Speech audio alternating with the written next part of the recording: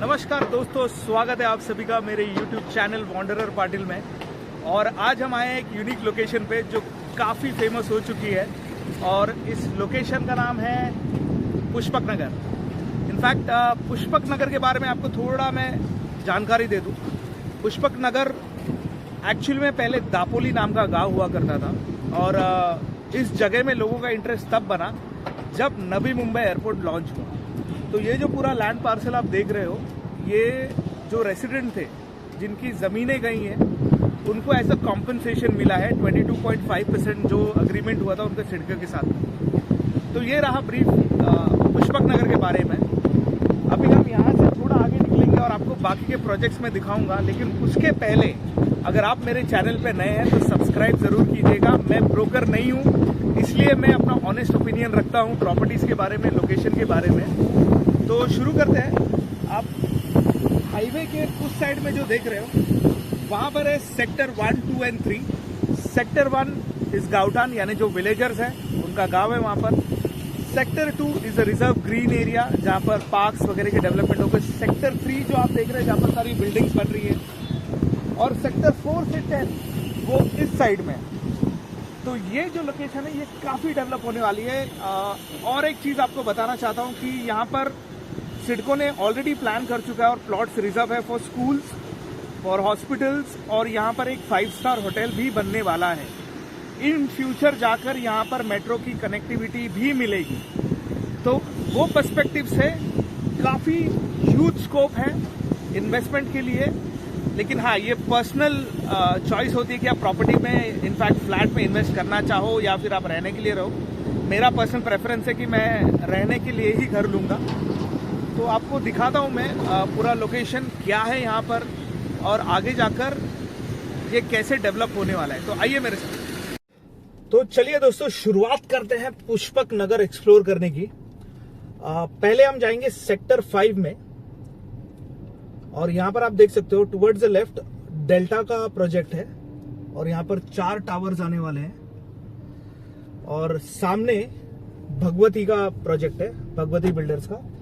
और ये दो जो डेवलपर्स मैंने बताए, ये नवी मुंबई पनवेल साइड के सबसे बड़े डेवलपर्स में जाने जाते हैं। और यहाँ पर काफी होर्डिंग्स लग चुके हैं। और इस लोकेशन के बारे में सबसे अच्छी बात यह है कि आप बाकी जगह पर जहां पर डेवलपमेंट होते हुए देखते तो वहां पर रोड्स नहीं होते।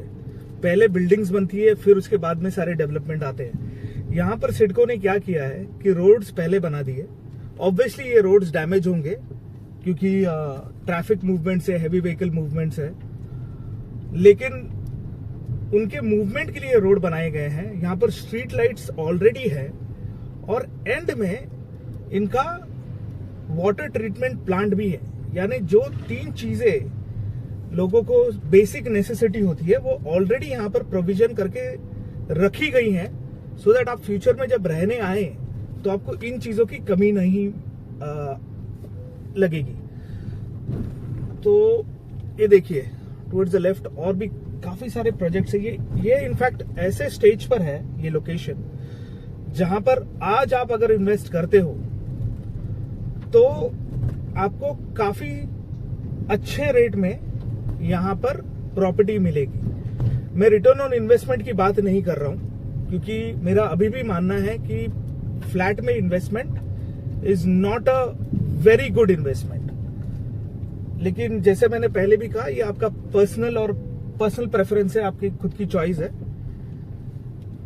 थोड़ा और आगे जाते हैं। लेकिन अगर आपको एक घर चाहिए रहने के लिए, आप सोच रहे हो, आप अभी फैमिली के साथ रहते हो, सोच रहे हो शादी करोगे या फिर है ना जॉइंट फैमिली रहते हो, आपका सपना है कि खुद का घर हो, तो आप यहाँ पर घर बुक कर सकते हो। और ये देखिए आगे, ये मैं जो वाटर ट्रीटमेंट प्लांट की बात कर रहा था, एक बड़ा सा वाटर ट्रीटमेंट प्लांट यहाँ पर ऑलरेडी बना चुके हैं। और पीछे देखिए ब्यूटीफुल नेचर, पहाड़। अब ये पहाड़ तो हमेशा रहेंगे, हाँ, लेकिन इसका व्यू आपको मिलता है कि नहीं इज अ क्वेश्चन, क्योंकि आप कौन से प्रोजेक्ट में घर बुक करोगे, फिर है ना शुरुआत में व्यू होता है, उसके बाद में नहीं होता। तो ये सारी चीजें मैटर करती है। तो प्रोजेक्ट चूज करते वक्त भी जरा ध्यान रखिएगा कि आप प्रोजेक्ट का पूरा मैप देखें और उसके बाद में आप डिसाइड करें कि कौन से प्रोजेक्ट में आपको प्रॉपर्टी खरीदनी है। तो यहां से निकलते हैं और थोड़ा और लेफ्ट में जाकर देखते हैं बाकी सारे प्रोजेक्ट्स का स्टेटस।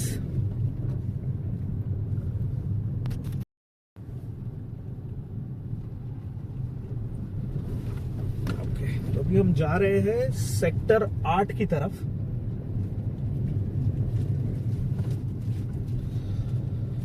ये दोनों साइड में, इनफैक्ट पूरे पुष्पक नगर में अगर आप देखो तो ऑलमोस्ट, अगर मैं गलत नहीं हूं तो 60% प्लॉट्स पे काम शुरू है।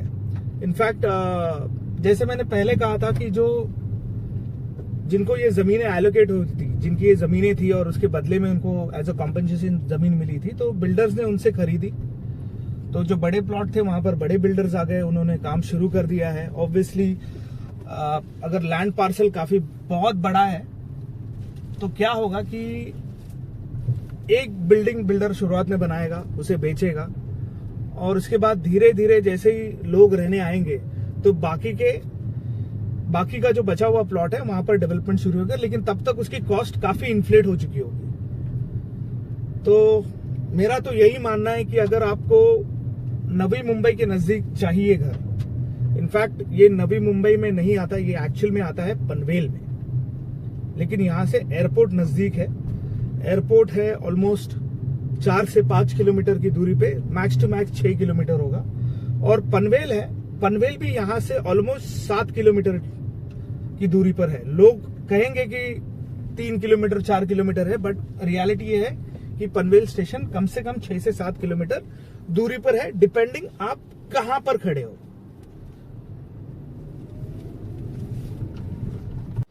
तो दोस्तों हम आ चुके हैं सेक्टर 7 और 8 के बीच में, और ये एंड है। आप देख सकते हैं पीछे हिल व्यू है, और यहाँ पर 1-2 प्रोजेक्ट्स चालू है, आप यहाँ पर देख सकते हैं। इनफैक्ट ये जो प्रोजेक्ट्स रहने वाले हैं ना, ये सबसे अमेजिंग प्रोजेक्ट्स रहने वाले हैं, क्योंकि आपको लाइफ टाइम हिल व्यू मिलेगा यहाँ से, क्योंकि इसके आगे कुछ नहीं है। तो अगर आप इंटरेस्टेड है और अगर यहाँ के फ्लैट्स बुक नहीं हुए हैं तो आप लकी होंगे। यहाँ पर आप कंसीडर कर सकते हैं घर खरीदना, बिकॉज आपको लाइफ टाइम व्यू मिलने वाला है। वैसे यहाँ पर और भी प्रोजेक्ट्स आने वाले हैं, लेकिन बाय द टाइम वो प्रोजेक्ट शुरू होंगे तब तक कॉस्ट काफ़ी इन्फ्लेट हो चुकी होगी। तो देख सकते हैं आप, स्ट्रेट रोड है, और जब ये पूरा एरिया डेवलप होगा, मेरा एस्टिमेट है कम से कम 3 से 4 साल इसे रहने लायक बनने में लगेंगे। वैसे पोजेशन शायद अगले साल से मिलना शुरू हो जाए, बट एक फैमिली को रहने लायक, क्योंकि बाकी सारी चीज़ें भी लगेंगी, आपको स्कूल लगेंगे, आपको हॉस्पिटल्स लगेंगे, आपको ग्रोसरी शॉप्स लगेंगे, ये सारी चीज़ें भी लगेंगी। तो उसके लिए तो 4 से 5 साल मिनिमम पकड़ के चलिए कम्प्लीटली डेवलप होने के लिए। लेकिन हाँ, अगर आप न्यूली मैरिड है, आप ये सारी चीज़ें एडजस्ट कर सकते हैं, तो next year onwards I think will be perfect time for a younger couple, but for family 4 से 5 साल लगेंगे। आइए बाकी की चीजें भी एक्सप्लोर करते हैं।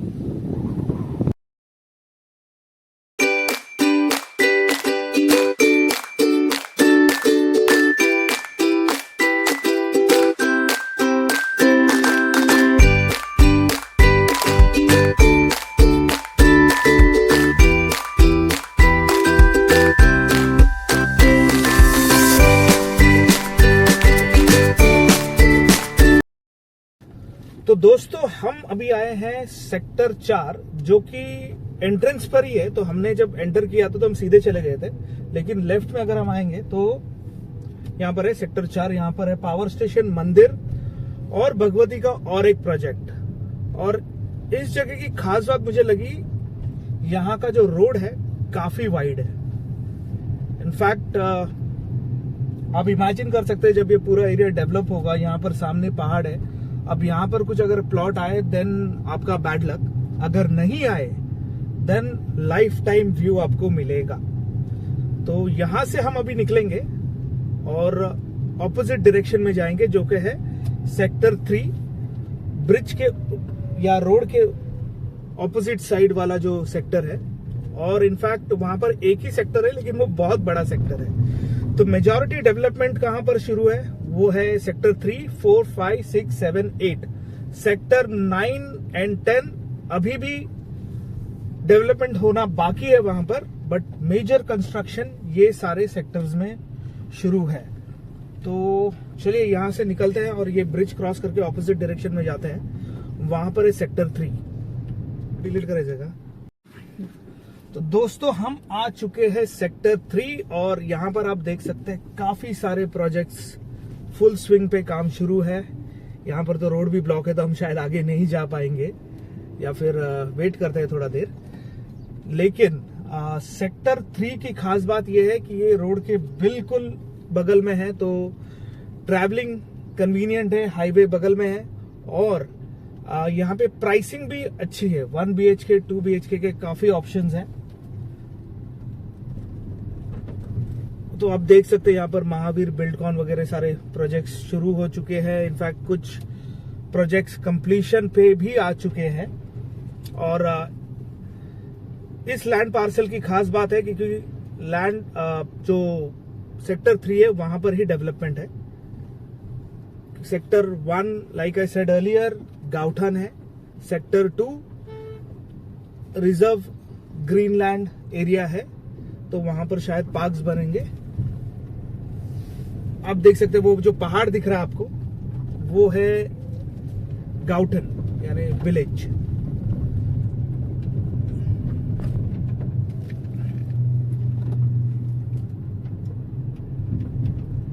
यहाँ पर काफी छोटे प्लॉट्स भी है, तो अगर आप छोटे प्लॉट में जो कंस्ट्रक्शन हो रहा है वहां पर अगर आप प्रॉपर्टी लेने की सोच रहे हो तो आपको काफी अच्छे रेट पे मिलेगी। और वीडियो एंड तक देखिएगा क्योंकि वीडियो के एंड में मैं आपको प्राइसिंग बताऊंगा जो अप्रोक्सीमेट होगी, लेकिन एक जजमेंट आपको आ जाएगा कि यहाँ पर प्राइसिंग क्या है और कौन खरीद सकता है यहाँ पर या किसे खरीदना चाहिए, वो भी सजेशन मैं दूंगा।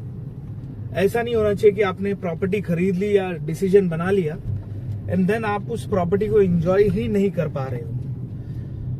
तो चलिए थोड़ा और दिखाते हैं आपको और फिर वीडियो के एंड में मैं आपको प्राइसिंग भी बता देता हूँ। तो दोस्तों पुष्पक नगर हम घूम के आ चुके हैं और मैंने जो भी आपको दिखाया वो एज ऑन अगस्त 2023 का करंट सिचुएशन है। पुष्पक नगर की अगर बात करूं तो ये जो लोकेशन है इसको डेवलप होने में वक्त लगेगा। मैंने पहले 4 या 5 साल कहा था तो शायद मैंने ज़्यादा बोल दिया। 3 साल आप मिनिमम पकड़ के चलिए कि यहाँ पर डेवलपमेंट होने में समय लगेगा। प्रॉपर्टी के पोजेशन शायद अगले साल से मिलना शुरू हो जाएंगे लोगों को और लोग रहने भी आएंगे, तो उस वक्त प्रॉपर्टी के प्राइसेस बढ़ना शुरू होंगे। अभी भी प्रेजेंट मार्केट सिचुएशन में अगर आप देखेंगे तो 1 BHK प्राइसिंग स्टार्ट हो रही है, जो मैंने होर्डिंग्स वगैरह देखी और मैंने जो रिसर्च भी की, 35 लाख से प्राइसिंग स्टार्ट हो रही है फॉर 1 BHK। वो स्टैंड अलोन बिल्डिंग में 7 फ्लोर की बिल्डिंग होगी उसमें, और उसका कारपेट एरिया भी थोड़ा छोटा होगा।